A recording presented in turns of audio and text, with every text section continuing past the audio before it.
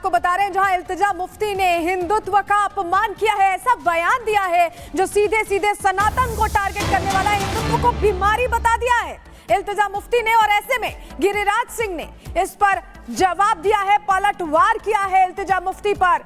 और ये बड़ी जानकारी आपको दे रहे हैं, टिप्पणी पर गिरिराज सिंह ने रिएक्ट किया है। उन्होंने कहा कि हिंदू सबको साथ लेने वाला है। ये बड़ी बात उनकी तरफ से कही गई है। जिस तरह का बयान आया है उस पर जवाब दिया है। सुनिए क्या कुछ कहा है गिरिराज सिंह ने। सौभाग्य माने कि हिंदुइज्म सबको साथ लेने वाला है, नहीं तो आज नेहरू से लेके अभी तक जिस ढंग से मुसलमानों की गतिविधि है, पाकिस्तान अगर हुआ होता तो शायद इनको समझ में आ जाता कि किसको कहते हैं हिंदुइज्म। देखिए, जम्मू कश्मीर की पूर्व मुख्यमंत्री महबूबा मुफ्ती की बेटी इल्तिजा मुफ्ती को हिंदुत्व बीमारी लगती है। वो कह रहे हैं कि हिंदुत्व एक बीमारी है। उन्होंने यहां तक कह डाला कि जब भी किसी मुसलमान बच्चे की हत्या करनी होती है तो जय श्री राम का नारा लगाया जाता है। सवाल खड़ा होता है कि आखिरकार इल्तिजा मुफ्ती को हिंदुत्व से परेशानी, दिक्कत है क्या? इस पर आप उस रिपोर्ट को देखिए।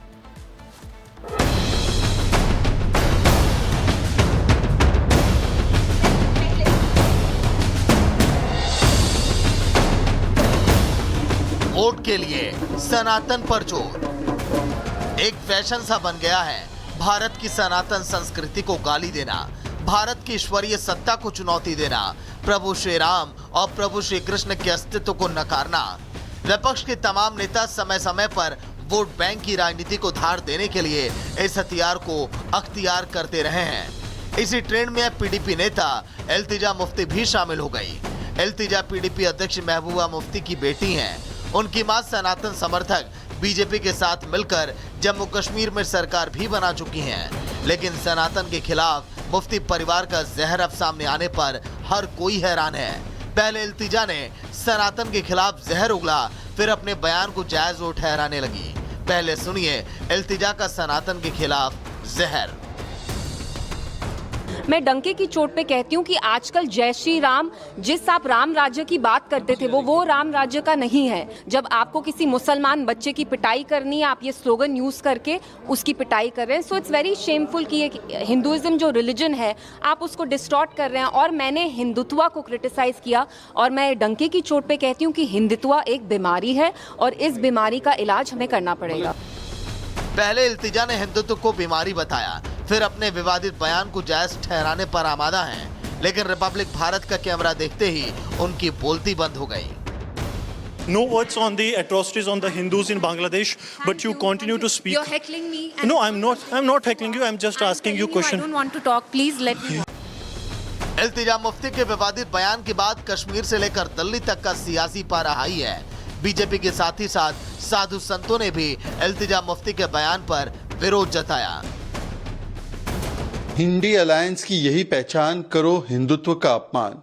जिस प्रकार से इंडी अलायंस के एक साथी ने, पीडीपी ने अब फिर से हिंदू धर्म, हिंदुत्व पर, हिंदू आस्था पर चोट की है, ये दिखाता है कि केवल और केवल लेनी है वोट बैंक की ताली, इसलिए दो हिंदू आस्था और हिंदुत्व को गाली। ये इनका स्टैंडर्ड ऑपरेटिंग प्रोसीजर बन चुका है। लगातार हो रहे अत्याचार, बांग्लादेश में हिंदुओं का नरसंहार, एक शब्द उन्होंने नहीं कहा। लेकिन हिंदुस्तान में जिस प्रकार से सनातन पे उन्होंने टिप्पणी किया और हिंदुत्व पे कुठाराघात किया, दुखद है, निंदनीय है।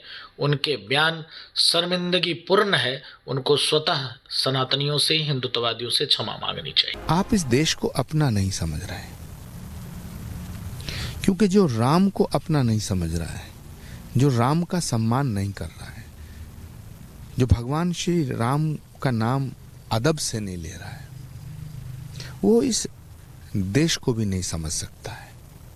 भगवान श्री राम का अपमान करना भारत का अपमान करना है। इल्तिजा मुफ्ती अभी राजनीति में नई हैं, उन्हें बहुत आगे जाना है। मैं उनसे ये दरख्वास्त करूंगा, उन्हें सलाह भी दूंगा कि भगवान श्री राम का नाम अदब से लें। दरअसल 6 दिसंबर को एक वीडियो वायरल हुआ था जिसमें कुछ लोग नाबालिग मुस्लिम लड़कों को जय श्री राम का नारा लगाने के लिए मजबूर कर रहे हैं। इस वीडियो को लेकर इल्तिजा भड़की हुई हैं और सनातन को कटघरे में खड़ा कर रही हैं। लेकिन बांग्लादेश में हिंदुओं पर हो रहे अत्याचार पर उनका गुस्सा नहीं फूटता, उनका दिल नहीं पिघलता, क्योंकि तुष्टीकरण की सियासत में इन्होंने अपना मन मस्तिष्क सब कुछ खो दिया है। Bureau report, Republic Bharat. तो इल्तिजाम मुफ्ती के बयान को लेकर सियासी घमासान मचा हुआ। इस बीच जो साधु संत हैं उन्होंने भी नाराजगी जाहिर की है।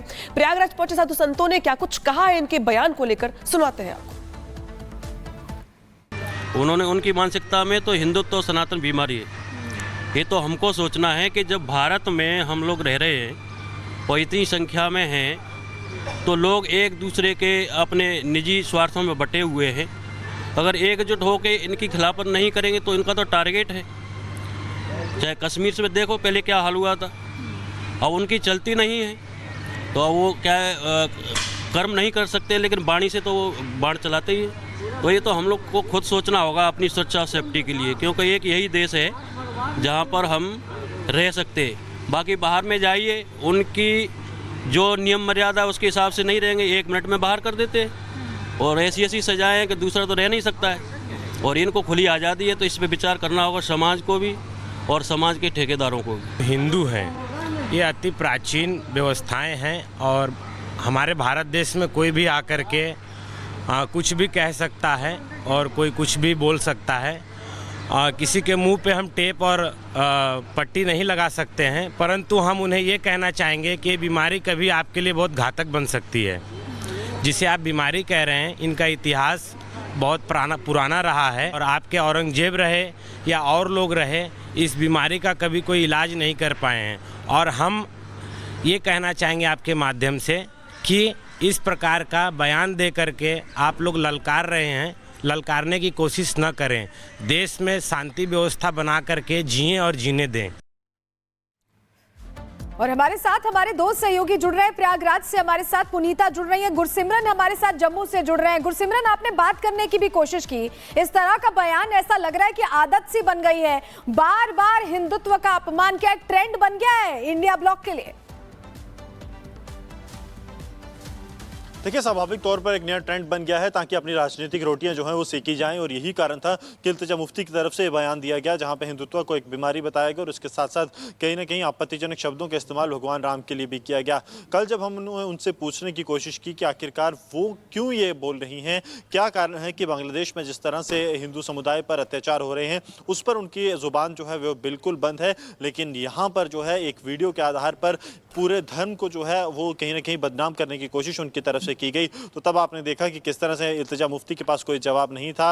उन्होंने जवाब देने के बजाय ये कोशिश की कि जो है उन्हें रोका जा रहा है, वैसा कुछ था नहीं है। तो जवाब जो है वो कहीं ना कहीं अब इल्तिजा मुफ्ती के पास नहीं है। जब कहीं ना कहीं मुश्किल सवाल पूछे जाते हैं तो ये ट्रेंड बन गया है नेताओं का कि जवाब ना देना और उसके बाद कहना कि ये हमारे लिए ठीक नहीं है, ये आप ठीक नहीं कर रहे हैं, बल्कि जवाब जो है वो उनकी तरफ से नहीं दिया गया। इसके बाद अब कश्मीरी पंडित समुदाय जो है वो अब उसने पुलिस का रुख किया है, कानून का रुख किया है। महबूबा मुफ्ती की बेटी इल्तिजा मुफ्ती के खिलाफ दिल्ली की इकोनॉमिक ऑफेंस विंग थाने में जो है धारा 302, 323 और 325 भारतीय न्याय संहिता और 67 IT एक्ट के तहत एक कंप्लेन जो है वो दर्ज करवाई गई है धार्मिक भावनाओं को आहत करने के लिए। जी, धार्मिक भावनाओं को आहत करने को लेकर बार बार इस तरह के बयान फिलहाल दिए जाते हैं और कई सवाल यहाँ पर भी खड़े हो रहे हैं कि आखिरकार इल्तिजा मुफ्ती और उनकी पार्टी को दिक्कत क्या है सनातनियों से, हिंदुत्व से।